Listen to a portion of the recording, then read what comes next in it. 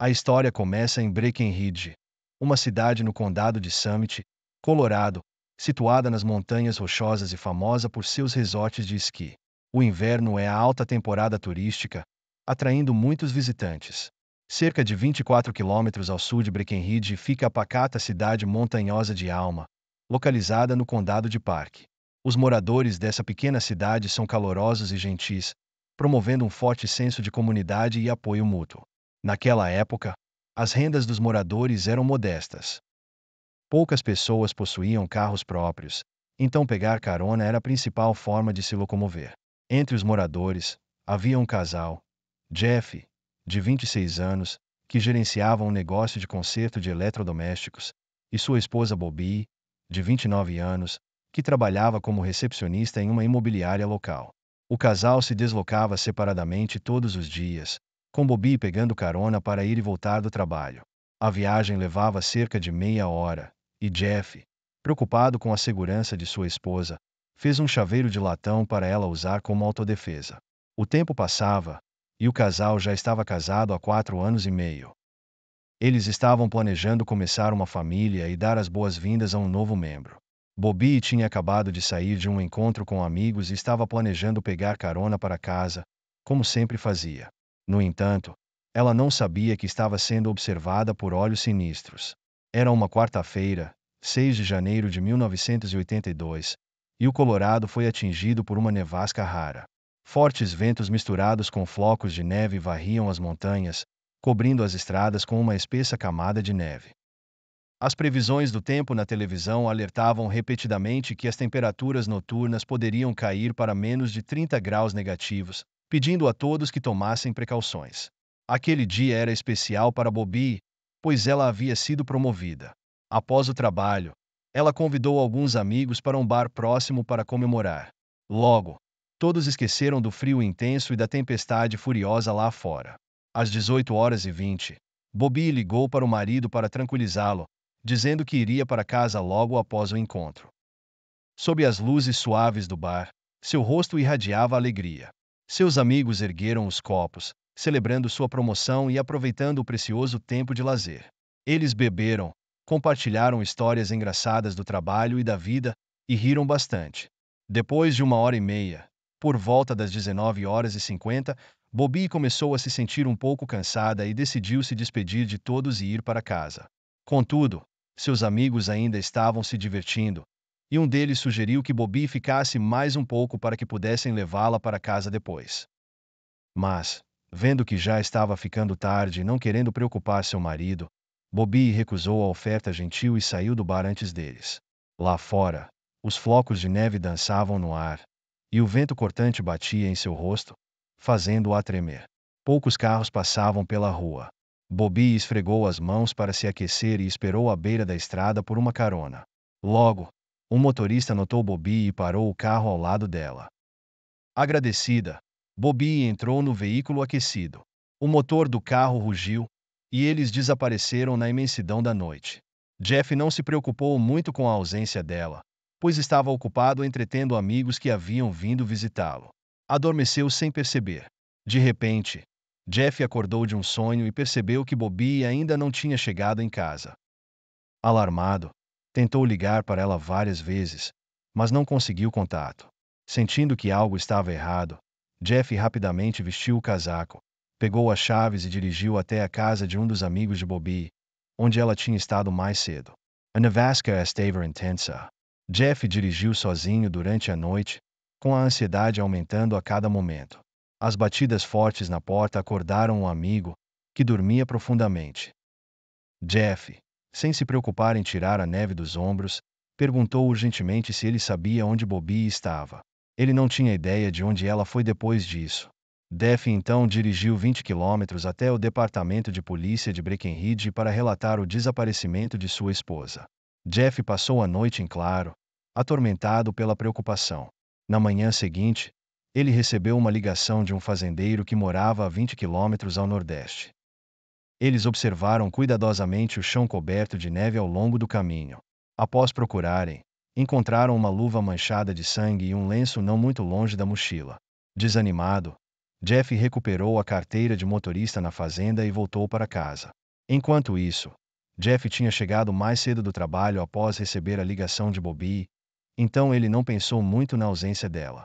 Naquele momento, um amigo estava visitando a casa deles, e Jeff estava ocupado entretendo-o. Depois que o amigo foi embora, Jeff deitou-se para descansar, esperando que sua esposa retornasse, e acabou adormecendo sem perceber.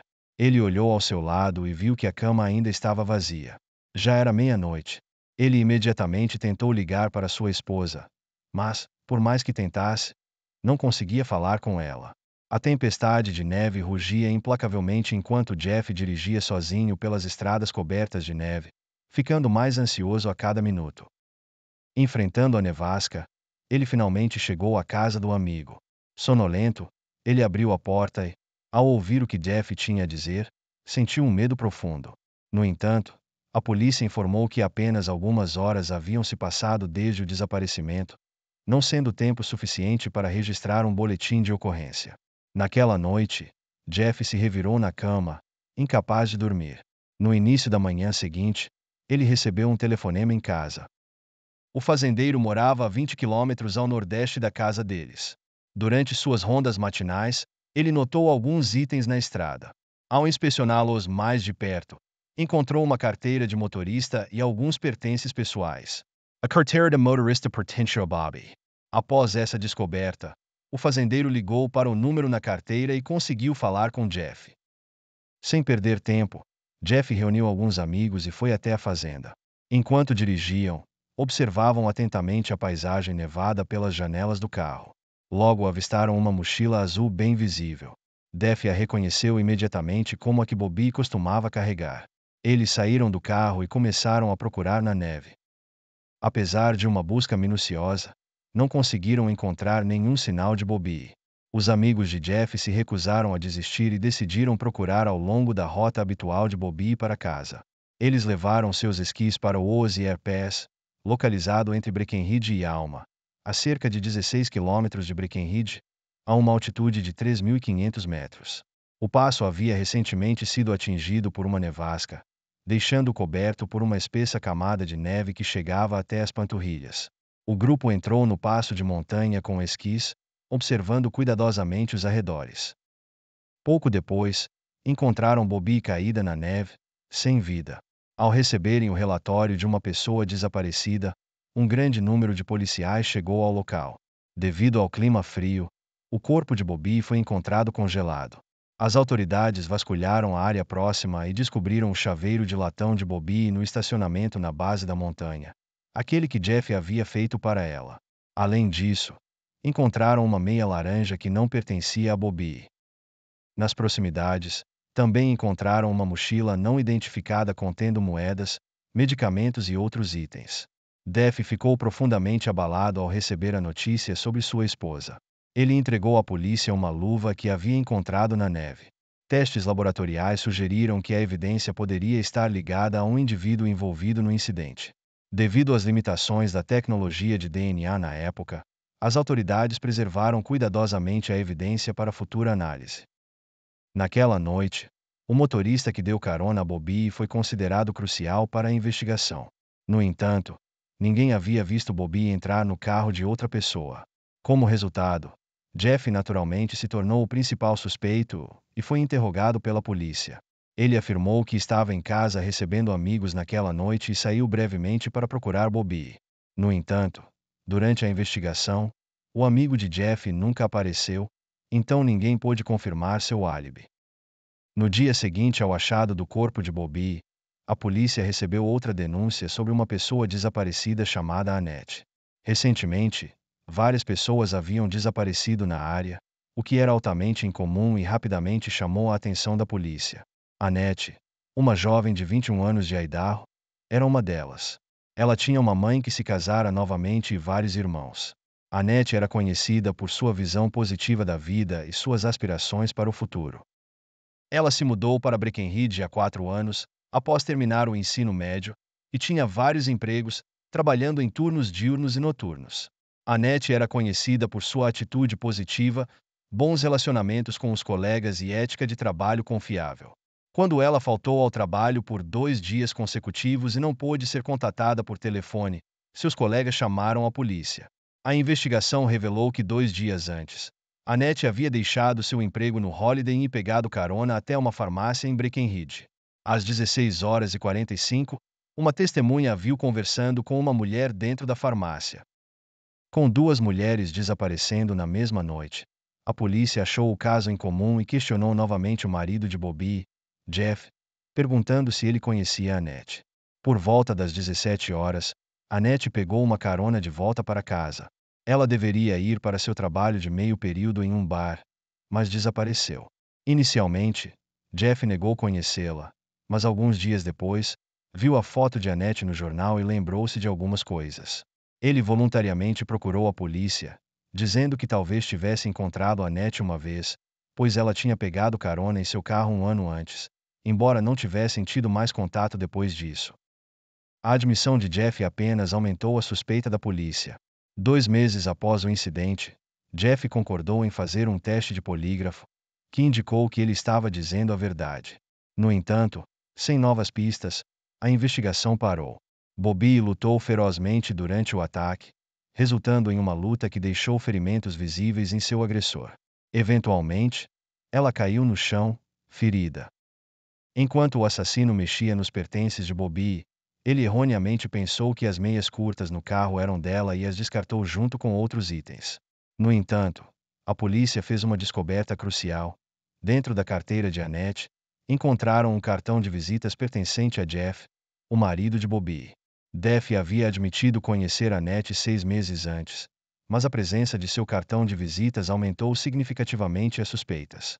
Jeff explicou que estava promovendo seu negócio de conserto de eletrodomésticos na época e distribuía seu cartão para quase todos os caroneiros que pegava, incluindo Annette. Embora a explicação de Jeff parecesse plausível, não pôde ser confirmada nem refutada. Além disso, Jeff já havia informado as autoridades sobre uma premonição que teve em relação ao caso de Annette. Ele previu com precisão que algo seria encontrado em um local a cerca de 6 quilômetros de sua casa. De fato, Annette foi encontrada em 3 de julho, a aproximadamente 10 quilômetros da casa de Jeff. Essa precisão inquietante dificultou descartar a possibilidade de seu envolvimento. Consequentemente, a polícia reexaminou o relacionamento de Jeff com as vítimas.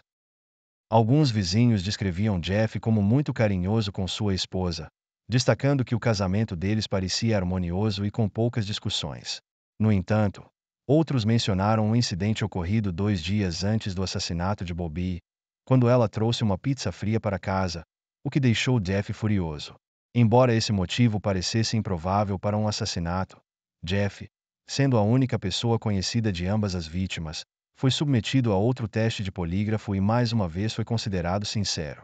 Apesar disso, a comunidade local continuou a especular sobre o envolvimento de Jeff, formando opiniões e discutindo como ele poderia ter enganado as autoridades. Com o tempo, o interesse público no caso diminuiu gradualmente. 8 anos depois, o amigo que Jeff havia recebido naquela noite finalmente se apresentou. No entanto, devido ao tempo que havia passado, a lembrança do amigo não correspondia ao relato de Jeff, deixando-o sem um álibi sólido para aquela noite. Durante esse período, um homem chamado Rudy estava na prisão por vários crimes graves, cumprindo uma sentença de prisão perpétua. Na época dos crimes de Bobby e Annette, Rudy esteve envolvido em outro incidente e mais tarde se gabou na prisão sobre as circunstâncias dos casos de Bobby e Annette serem diferentes do que havia sido relatado. Um colega de cela informou à polícia, que então aplicou um teste de polígrafo em Rudy, revelando que ele havia exagerado para seu companheiro de cela. As famílias das vítimas nunca desistiram de buscar justiça.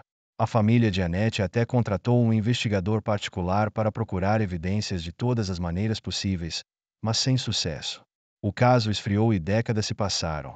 Na época do crime, a tecnologia de DNA não era avançada o suficiente para produzir um perfil genético. No entanto, as evidências foram preservadas e reexaminadas em 2022. Em 1985, as evidências de DNA foram usadas pela primeira vez em um caso na Flórida para condenar um suspeito. 2 anos depois, os Estados Unidos estabeleceram seu primeiro laboratório de DNA para auxiliar a polícia local na resolução de casos e na retificação de condenações injustas. Na década de 1990, a tecnologia de DNA avançou significativamente, aumentando a precisão e a eficiência na resolução de casos. Consequentemente, os estados começaram a criar bancos de dados e laboratórios de DNA. O DNA do marido de Bobby, Jeff, e do assassino em série, Luther, foi comparado às manchas de sangue nas luvas, confirmando que nenhum dos dois estava envolvido no caso.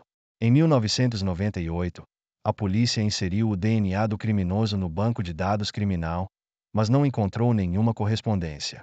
Comparando amostras de DNA com bancos de dados, tornou-se possível identificar parentes do criminoso, eventualmente, o próprio criminoso. No início de 2021, uma empresa de Denver assumiu a investigação genealógica dos casos de assassinato de Bobby e Annette. A amostra de DNA das luvas foi inserida em um banco de dados genealógico, resultando em descobertas promissoras. Vários marcadores coincidiram com os perfis de dois irmãos. A polícia identificou dois suspeitos, Bruce Phillips e Alan Lee Phillips. Primeiro, eles contataram o irmão mais velho, Bruce, que disse nunca ter morado no Colorado, mas mencionou que seu irmão afastado, Alan, sim. Investigando Alan, a polícia descobriu que ele havia morado nos arredores de Breckenridge na época do incidente e trabalhava em uma mina local. Alan Lee Phillips, nascido em 22 de fevereiro de 1951, já havia sido preso por 6 meses por agredir uma caroneira, parando o carro em uma área remota e batendo nela com uma pedra. Após sua libertação, ele continuou vivendo em Breckenridge. Na época dos assassinatos de Bobby e Annette, Alan tinha 30 anos. Agora, aos 70, ele morava perto de Breckenridge, em Clear Creek, onde administrava uma oficina de reparos mecânicos. Ele havia sido casado 3 vezes e tinha uma filha e 2 enteados. Com essa pista, os investigadores começaram a monitorar Alan secretamente, tentando obter seu DNA. No entanto, o processo não foi fácil. Alan era muito cauteloso, vivia como um recluso e raramente interagia com outras pessoas. Durante mais de um mês de vigilância, ele nem sequer colocou o lixo para fora uma vez. Mesmo assim, os investigadores persistiram. Um dia, Alan saiu para comprar comida. Ele foi até uma rede de fast food com drive-thru, o que lhe permitiu fazer o pedido e comer sem sair do carro. Alan fez seu pedido e comeu no carro. Vários detetives à paisana o cercaram discretamente, misturando-se com outros clientes e veículos. Após terminar sua refeição, Alan saiu levando a sacola de comida na mão. Os investigadores seguiram Allen até os correios. Ele entrou com um saco de fast food e saiu segurando apenas sua correspondência. Assim que ele saiu, os investigadores correram para dentro e vasculharam as lixeiras. Encontraram o saco de fast food descartado, que foi imediatamente enviado para o laboratório. A persistência deles foi recompensada quando o laboratório extraiu saliva de um guardanapo no saco, obtendo o DNA de Allen. Os resultados ligaram Allen aos incidentes envolvendo Bobby e Annette. No dia seguinte, munidos dessa evidência crucial, a polícia interceptou Allen em uma parada de trânsito em Dumont e o prendeu. Ele foi acusado de 2 homicídios em primeiro grau e outros crimes graves. A resolução desses casos antigos rapidamente ganhou destaque nacional, trazendo lágrimas aos olhos das famílias das vítimas. Eles haviam suportado uma dor e sofrimento inimagináveis por 40 anos, buscando justiça incansavelmente para seus entes queridos. Por fim, receberam a notícia da captura do criminoso. Durante uma coletiva de imprensa, a polícia divulgou fotos de Alan mais jovem, suspeitando que ele pudesse estar envolvido em outros crimes e solicitando ao público qualquer informação relevante. Pouco depois, um homem idoso entrou em contato com a polícia. Montoya, um residente do condado de Clear Creek, tinha uma história surpreendente. Ele revelou que havia resgatado o próprio criminoso em uma noite nevada, 40 anos atrás. Em 6 de janeiro de 1982, na noite dos assassinatos de Bobby e Annette, Montoya, que na época era chefe dos bombeiros no condado de Clear Creek, estava de plantão. Uma nevasca assolava o Colorado, tornando muitas estradas montanhosas intransitáveis. Perto da meia-noite, Montoya recebeu uma chamada de resgate do despachante. Mais cedo naquela noite, O tempo estava relativamente claro. Um voo da United Airlines de Denver para a Califórnia havia acabado de decolar com o xerife do condado de Jefferson, Bray, a bordo. Enquanto o voo passava sobre o Guanella Pass, o xerife Bray notou uma série de luzes piscando intermitentemente abaixo. Seus instintos profissionais lhe disseram que eram sinais de SOS. O despachante então contatou o chefe dos bombeiros Montoya, que rapidamente dirigiu até as coordenadas no Guanella Pass. Com as temperaturas caindo para menos de -30 graus Celsius, a vida do turista estava em perigo iminente. Montoya acelerou até o local. 15 minutos após receber a chamada, ele chegou ao passo e avistou o indivíduo preso, sentado em uma caminhonete, tremendo. Quando foi resgatado, o indivíduo, identificado como Allen Phillips, expressou seu alívio, dizendo: 15 minutos após receber a chamada, ele chegou ao local. Quando Montoya se aproximou, o homem exclamou aliviado: Graças a Deus, estou salvo. Esse homem era Allen Phillips, um mecânico de uma mina local. Por coincidência, Montoya também havia trabalhado na mesma mina e reconheceu Allen imediatamente. Ele perguntou como Allen tinha acabado ali. Allen explicou que estava bebendo e dirigindo para casa quando a nevasca começou, obscurecendo sua visão. Ele entrou inadvertidamente nas montanhas e se perdeu. À medida que a neve se acumulava e as temperaturas caíam, seu veículo ficou enterrado, e ele estava prestes a ficar completamente preso. Em desespero, Allen usou os faróis do seu caminhão para emitir um sinal de SOS, que o xerife Bray notou do avião. Montoya comentou sobre a sorte de Allen, mas notou um hematoma acima do olho direito dele. Allen explicou que tinha batido a cabeça no caminhão ao voltar de um momento de necessidade. Montoya riu e o levou para fora das montanhas. Embora Montoya tenha sugerido levar Allen ao hospital, ele insistiu que era apenas um ferimento leve e desnecessário. Então Montoya o deixou em casa. O resgate dramático ganhou a atenção da mídia local, com muitos jornais noticiando o ocorrido. Ironicamente, um dos artigos apareceu ao lado da notícia sobre a descoberta do corpo de Bobby. Allen deu uma entrevista, contando sobre seu angustiante resgate. A comunidade local ficou impressionada com a sorte de Allen, enquanto lamentava o trágico destino de Bobby. Mal sabiam eles que o homem resgatado era na verdade o assassino de Bobby. Apesar das evidências conclusivas de DNA, Allen se recusou a confessar. Vamos considerar uma hipótese sobre o que aconteceu. Por volta das 17 horas no dia do incidente, Allen dirigia por uma rua em Breckenridge quando avistou Annette, que acabará de fazer algumas compras e estava voltando para casa. Allen ofereceu-lhe uma carona. Embora a casa de Annette estivesse próxima, ele não parou lá. Em vez disso, acelerou e dirigiu para uma área mais isolada, onde não havia ninguém por perto. As tentativas de Annette de pedir ajuda foram em vão. Após uma luta, ela conseguiu escapar e correu. Temendo ser descoberto, Allen rapidamente a seguiu, levando a um trágico desfecho. No caminho de volta para a cidade, Allen descartou a mochila de Annette, mas deixou uma meia laranja no carro. Ainda perturbado, ele ofereceu uma carona a Bobby. Em um local remoto, tentou agredir Bobby, mas ela resistiu ferozmente, resultando em um confronto violento. Ainda agitado, ele viu Bobby esperando do lado de fora de um bar e decidiu oferecer-lhe uma carona. Sob o manto da escuridão, dirigiu em direção ao sul. Enfurecido, Alan deixou Bobby em uma área remota e foi embora. Ao retornar ao carro, notou a meia laranja, presumiu que pertencia a Bobby e a descartou junto com outros pertences perto de um estacionamento antes de fugir. Continuando sua fuga, Alan acabou se perdendo no terreno nevado. Naquela noite, as temperaturas estavam perigosamente baixas. Se não fosse por uma série de eventos fortuitos, ele poderia ter enfrentado consequências graves. Em setembro de 2022, o caso envolvendo Bobby e Annette foi a julgamento, durando 2 meses. Em janeiro do ano seguinte, após as deliberações, o tribunal sentenciou Alan à prisão perpétua. Ele começou a cumprir sua pena em uma penitenciária estadual. Menos de 6 meses depois, em fevereiro de 2023, Alan, aos 72 anos, faleceu na prisão em circunstâncias desconhecidas. Sua punição chegou tarde demais e foi considerada muito leve, gerando indignação em muitas pessoas. Para as famílias das vítimas, O passar do tempo havia tornado quase impossível a esperança de capturar o assassino. No entanto, o avanço da ciência forense garantiu que a justiça fosse finalmente feita. Embora tenha demorado, felizmente, a justiça foi alcançada.